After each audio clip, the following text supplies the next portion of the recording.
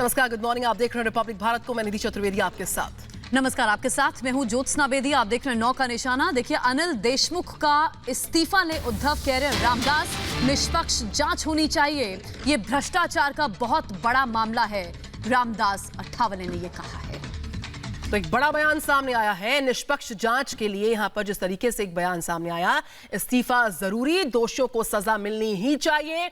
आठवले का ये बयान कि इस्तीफा अनिवार्य है, इस्तीफा जरूर लिया जाए। क्या कहा रामदास ने, सुनिए। जो उनके ऊपर 100 करोड़ का जो आरोप हुआ है, ये बात काफी गंभीर है।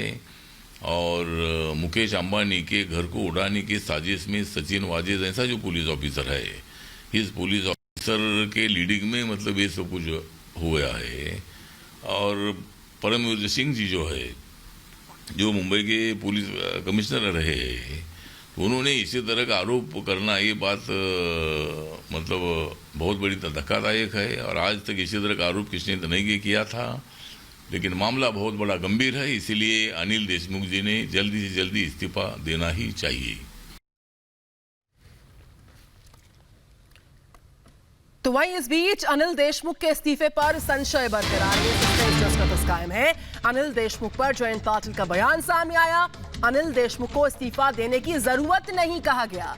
शरद पवार के घर चली बैठक के बाद जयंत पाटिल का बड़ा बयान। देशमुख पर सोमवार यानी कि आज या फिर मंगलवार तक फैसला संभव, ये बयान सामने आया शरद पवार की तरफ से।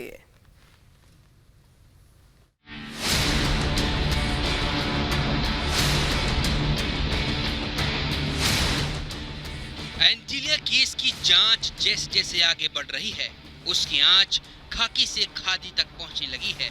चिट्ठी से आए सियासी भूचाल और अनिल देशमुख के इस्तीफे की मांग के बीच आज दिल्ली में महाविकास अघाड़ी की अहम बैठक होने जा रही है। अनिल देशमुख पर उठे सवालों पर रविवार को भी एनसीपी की बैठकों का दौर जारी रहा और शाम होते होते एनसीपी ने साफ कर दिया कि देशमुख के इस्तीफे का सवाल ही नहीं उठता।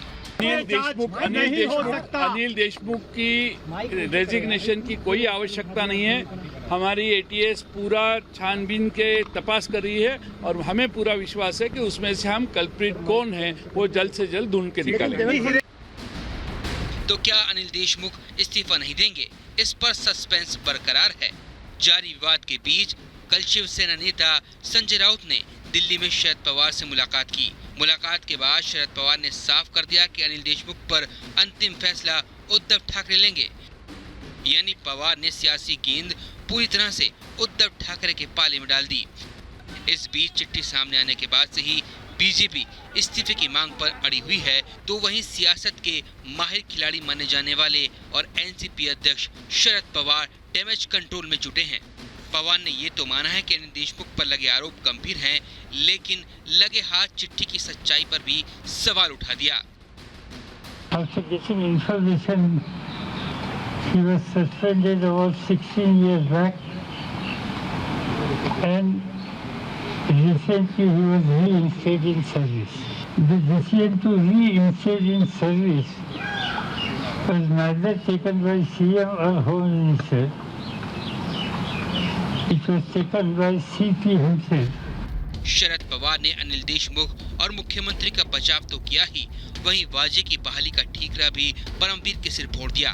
लेकिन महाराष्ट्र के पूर्व मुख्यमंत्री देवेंद्र फडणवीस ने पवार की सफाई को अधूरा सच बताया। भारतीय जनता पार्टी की ओर से हम ये मांग करते हैं कि गृह मंत्री जी का इस्तीफा लेना चाहिए, और जब तक वो नहीं लिया जाता भारतीय जनता पार्टी चुप नहीं बैठेगी। हमारे अध्यक्ष चंद्रकांत दादा पाटिल, इन्होंने आंदोलन की घोषणा की है। आज हमने आंदोलन किया है।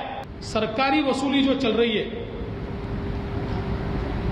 इसके खिलाफ हम लोग आंदोलन करते रहेंगे। चिट्ठी बम से विवादों से घिरी उद्धव सरकार पर हमला तेज करते हुए बीजेपी ने उद्धव ठाकरे की खामोशी और वाजे के बचाव करने पर सवाल उठाया।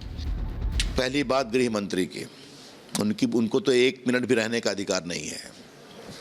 लेकिन अगर पुलिस कमिश्नर कहते हैं कि हमने शरद पवार जी को भी बताया, तो किस कैपेसिटी में बताया? तो सरकार के पार्ट नहीं है। और अगर बताया तो शरद पवार जी ने क्या कार्रवाई की?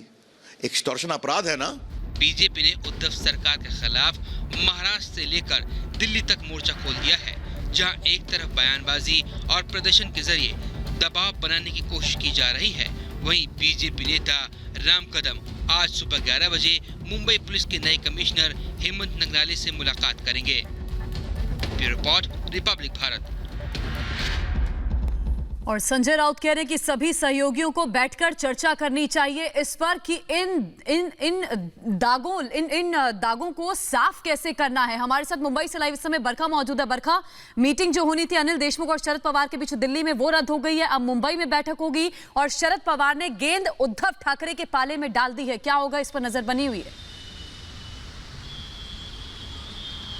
बिल्कुल बिल्कुल ज्योत्सना, देखिए देखना यहाँ पर ये होगा कि आज जो मुलाकात यहाँ पर होने वाली थी दिल्ली में जाकर शरद पवार की यहाँ पर अनिल देशमुख से, उसको तो टाल दिया गया है, क्योंकि ये कहा जा रहा है कि मुंबई में पहले एनसीपी के जो तमाम बड़े चेहरे हैं, बड़े नेता हैं, उनकी बैठक की जाएगी, मंथन होगा और उसके बाद आप देखिए गृह मंत्री अनिल देशमुख की मुलाकात शरद पवार से होने वाली है। यानी कि देखिए अंदर खाने यहाँ पर मंथन चल जरूर रहा है, लेकिन कल जिस तरह से शरद पवार ने कहा था कि मुख्यमंत्री को पूरा अधिकार है कुछ फैसला लेने का, और आज के दिन की बात उन्होंने कही थी, तो आज के लिहाज से बहुत महत्वपूर्ण हो जाता है कि महाराष्ट्र की सियासत में होने क्या वाला है ज्योत्सना, क्योंकि अगर वाकई में गृह मंत्री अनिल देशमुख पर आंच आती है, उन्हें पद से हटाया जाता है, तो ये बहुत बड़ी बात होगी, क्योंकि उसके बाद ये कहा जा रहा है कि और भी ऐसे बहुत सारे चेहरे, अधिकारियों के चेहरे हैं जिन पर और गाज यहाँ पर गिर सकती है। बिल्कुल, सरकार में भी मतभेद खुलकर बरखा सामने आ रहा है और सरकार ये समझ रही है कि दाग बहुत गहरे हैं, आसानी से साफ नहीं होने वाले। साफ करना है तो हमें सबको मिलकर साथ में आना होगा। शुक्रिया बरखा।